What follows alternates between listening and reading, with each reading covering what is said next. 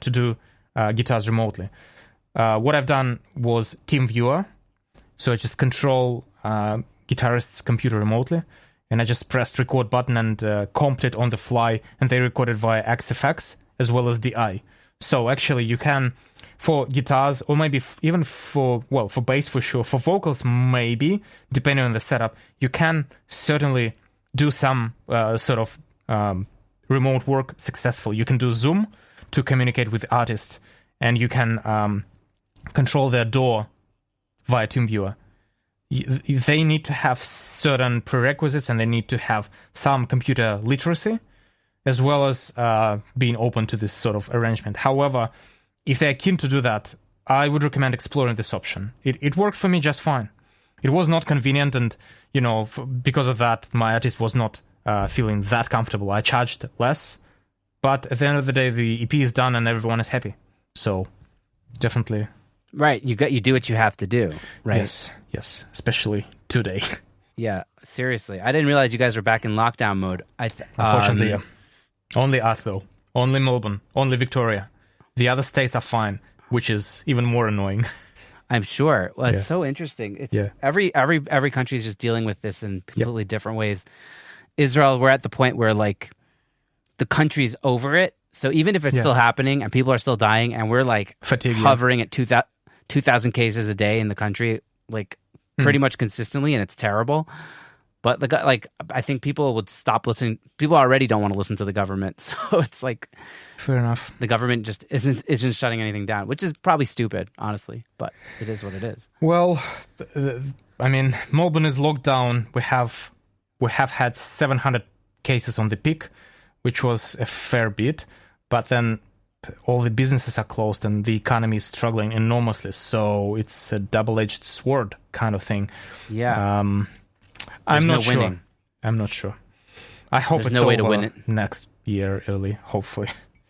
Yeah. Gosh, let's hope so. Yeah. Well, let's move on to happier things. So I recently added a segment to the podcast where we briefly listen to an archetypical track from every guest, and we kind of dissect the journey that went into the creation of the track from their perspective. I really need a good name for this this segment. If you have a good name idea, let me know. But yeah, you sent me a track in advance called Anxiety by your own project called The Overcoming Project. That's right. So I'm just going to have a listen to it in real time. Yep. And you're going to watch me listen, and I'm going to cue it up, and the audience will listen, and then we'll get into it. Cool? Cool. Sounds good.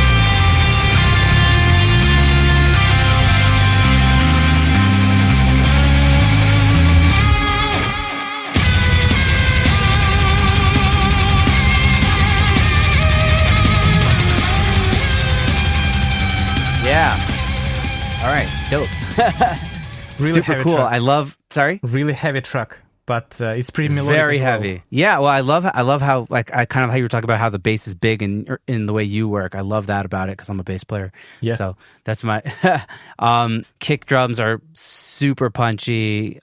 Yeah, the guitars sound amazing. Yeah. Thanks, tell me a bit about the process that went into making that track. That was, as you probably can tell, quite extremely difficult. Because of the material, it's very complex. And even though those guitar lines are not, they're really complex. Maybe songwriting-wise, not so much, but performing-wise, pretty insane. It took me, I think, 30 or 40 hours to record guitars for this one. Oh my God. Yeah, I timed myself. Well, probably not gonna dive into the story of the track, but the production process. So on this track, I collaborate with my Russian bass player, who is a progressive metal bass player. He's pretty insane, as you can see, and he creates those crazy bass lines with all those amazing strokes and fills. So the arrangement phase was me transcribing my demo into MIDI, sending that over to him, and then we collaborated, and he come up with bass line and a few little tweaks for the track, which was much appreciated. And then I was recording the guitars. So for the guitar recording, I recorded it little fragment by little fragment. So that's pretty interesting to discuss. Metal guitars, especially this technical sort of metal, there is a major difference between studio and live setting. Live, one can play the whole track, start to finish. In the studio, we're not talking about whole thing. We're not even talking about sections. We're talking about little fragments of the track. So it's like every phrase, and maybe sometimes even every note. So, yep. I can send you a photo of my edited guitars. I've been recording and editing at the same time, but the idea was that I wanted every note to translate my emotion in a specific way. So that particular harmonics has to be the best one out of 5. That particular note, the chug, has to be the best one out of 5. And then that little lick here has to be also the best one. So I've simply been putting a lot of attention into those little fragments. Towards the end of the track, there are 30-second note guitars, which were not, you simply cannot perform them this way. You can't. It's humanly impossible. So I performed them half time and then stitched together to achieve specific effect. That's not because, I think in metal music there was a huge stigma of, if one can't play that live, if they use trickery in the studio, then they're lame and amateur. I just find it a specific production kind of approach to achieve certain sound. Live is a different story. I'm not going to play the song live at all. So this had to be done with the guitars in particular in order to achieve the message that I was after. And then I sent this over to few really high caliber musicians, which I found via the website called metalforhire.com. The drummer is drummer for Malignancy and Fear Factory. It's a pretty well-known band. And the singer was the band of the singer was my favorite band 8 or 10 years ago. And then I just saw that he's available for session work, and I was very keen to get him on board. So, yeah, then they recorded those parts, and there was no revisions at all because they are so amazing, so, experienced. And then I just mixed it and collaborated with a master engineer here to finish the track. That's amazing. What went into the mixing for this song? How did you treat the vocals? How do you treat your guitars? Pretty similarly to what I normally do. This track is quite gritty. So if we talk about mixing in general and mixing this track, I use Universal Audio plugins a lot of time, and I use a lot of, I try to achieve analog kind of sound with some of the plugins. So I use a lot of console emulations, SSL, Neve console on basses, on kick, snare, drum bass, on guitar bass, etc., etc. For the guitars, I definitely used heavily driven tape in parallel.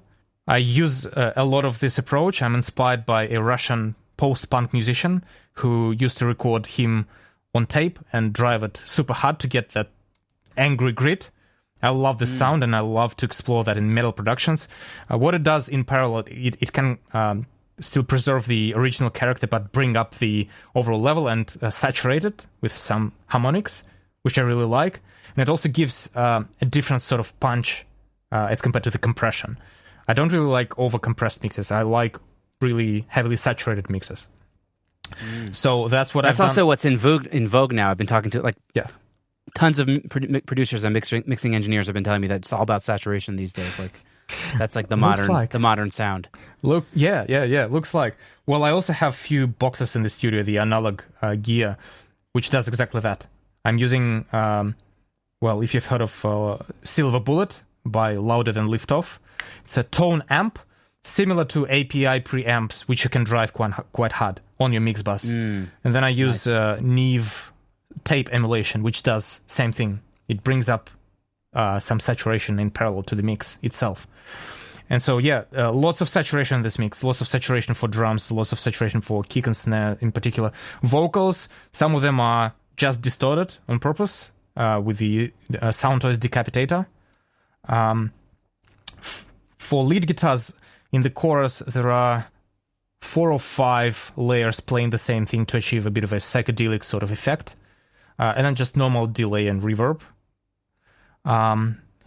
For bass, I think that's the same processing that I normally use just to make it really stand out. And then I use a lot of automation for each section for that human feel of the mix as well. I write faders for each VCA group of the mix, always. Not everyone does that. Yeah. I just developed it over years and stick to it. Yeah. It's so interesting for me, the idea of making music that isn't playable by a human in like a normal situation, but it's still considered art and still a creative process, and it's a composition, really, you know? Kind of like your classical roots or whatever. It's super cool. Pretty much, man. So congrats on that. Thanks, man. Yeah, I'm working on 3 more, and I'm gonna make them a little bit simpler. A little bit. Nice. There's like a calling card or something for you. Yeah. Do you want to chat, I guess, tell me a little bit about your mixing template? Yeah, sure. So I've been obviously developing that over the years. So my mixing template is the following. Have all the individual drum microphones going into echoing buses. So kick in, kick out, few samples of the kick go into kick bus. Then we have snare top, bottom, snare samples, if needed, snare saturation go into snare bus. Then I have overheads, rooms, hats, all of that go into overheads bus. Those go into drum bus. Drum bus goes into reverb. Snare also has separate snare reverb in mono. And then I have a few layers of drum parallel compression and saturation. And that whole thing goes into drum sum. So drum summary. Then I have the bass, which is few layers, as I mentioned before. Bass DI, bass amp 1, bass amp 2, bass sub, bass distortion. They go into bass output, which is then treated sometimes parallelly with bass parallel compression, and that goes into bass sum. Guitars are a little bit simpler, so just guitar 1, 2, 3, etc., go into guitar output, which go into guitar reverb, guitar saturation, those driven tapes or driven microphone preamps, and that goes into guitar summary. Vocals, kind of same thing. Vocals, main double, sometimes left and right, sometimes backing vocals. They go into vocal output or chorus vocal output or backing vocals output, so I designate by purpose. And then I have a couple of reverbs, and then sometimes vocal parallel compression as well. And that goes into vocal summary. And then I have a lot of effects. So I have delays, I have sometimes choruses, sometimes flanges, stuff like that. Not always used, but delays are the most often used. And they go into effect sum. And that whole thing is my, stems now, which go into the mix bus, which travels into my outboard chain and back into the door. Oh, so you're actually going out for your stereo bus. I guess. Yeah, I started that makes sense. Implementing that last year with great results. What's your compressor on the way out? Rupert Neve 5043. Nice. It's a really cool compressor. It's not so expensive, especially if you buy secondhand. It's a good deal. Like, it's a smart deal, I think. I was a fan of Rupert Neve 33609, the classical compressor in a plug-in format, and I wanted something like that. So I thought, well, this little compressor seems to be a new generation of Rupert Neve's take on those compressors, so I want to try that. And it sounds different, but it still sounds really awesome. It sounds more modern the attack and release times are medium.